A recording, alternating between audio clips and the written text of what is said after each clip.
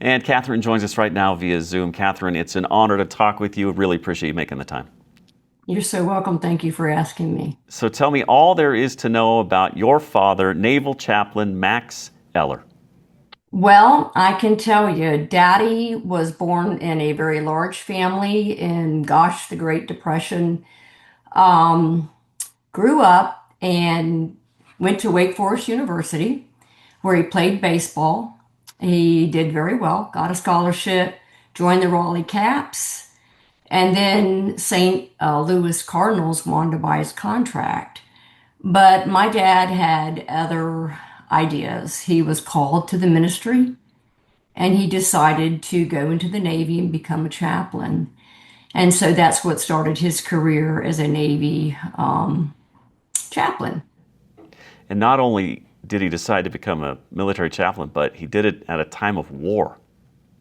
Well, he did end up going to Vietnam, yes, sir, in 1968, having to leave my mother behind with three children to raise. But he did that because he was called to. What do you know about his service over there? What stories have you been told? Well, I can tell you I didn't hear anything until after I was grown and married. I do know that when my father first got over there to Saigon, he was housed at a hotel called the Splendid Hotel. And his first few nights were not as welcoming as we would think. He spent his nights under the bed hiding because it was being bombed. A lot of the higher ranking officers were housed there. So it's kind of a rocky start to his trip to Saigon. Um, while he was there, he wasn't allowed to carry any weapons. He had an escort wherever he went. Um, and he ministered to the soldiers there. Didn't matter what their religious affiliation was. He did all denominations, whatever it was, he was there for them to minister to their needs. There's a special moment in the river there. Tell me about that. Yes, my father in 1968 did some baptisms in the Saigon River.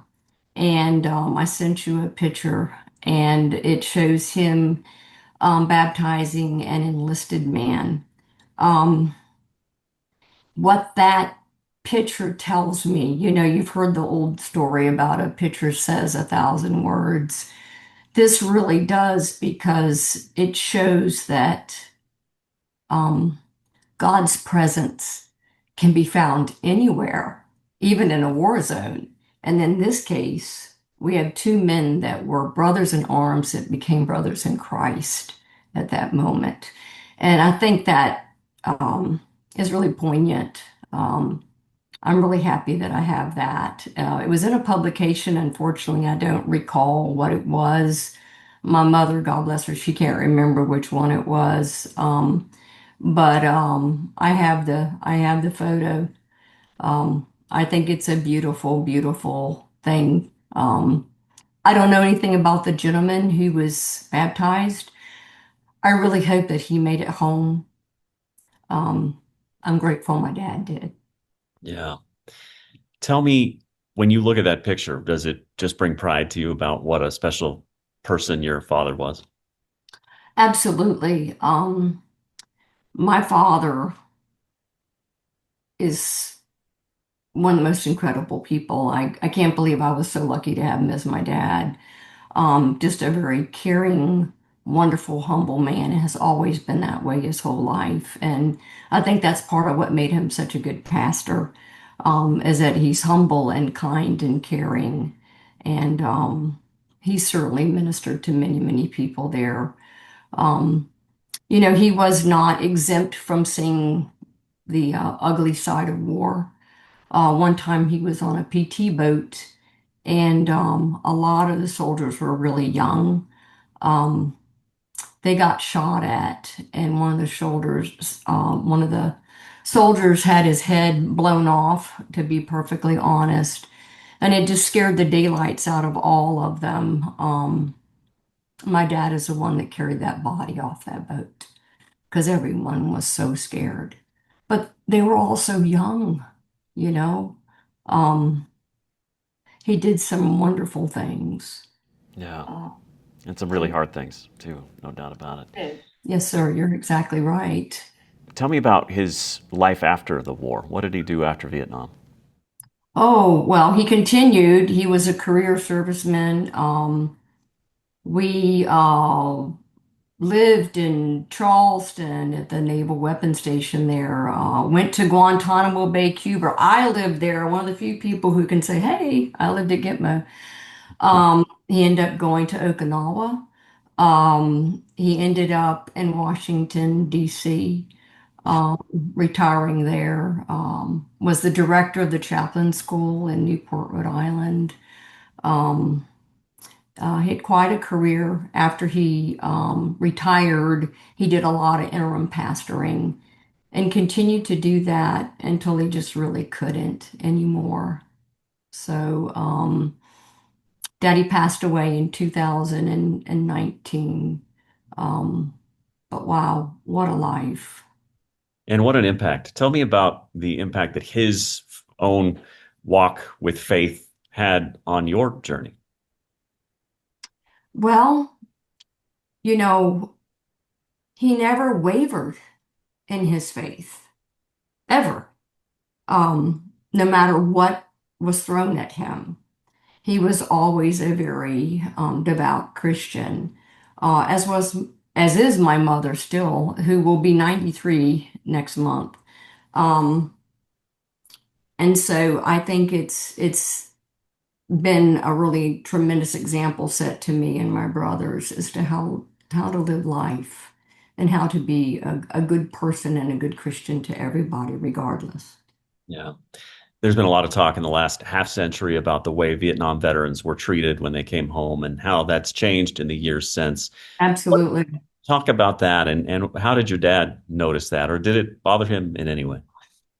I can tell you exactly. For one thing, and my dad never spoke negatively about his service ever. And he really didn't talk about Vietnam.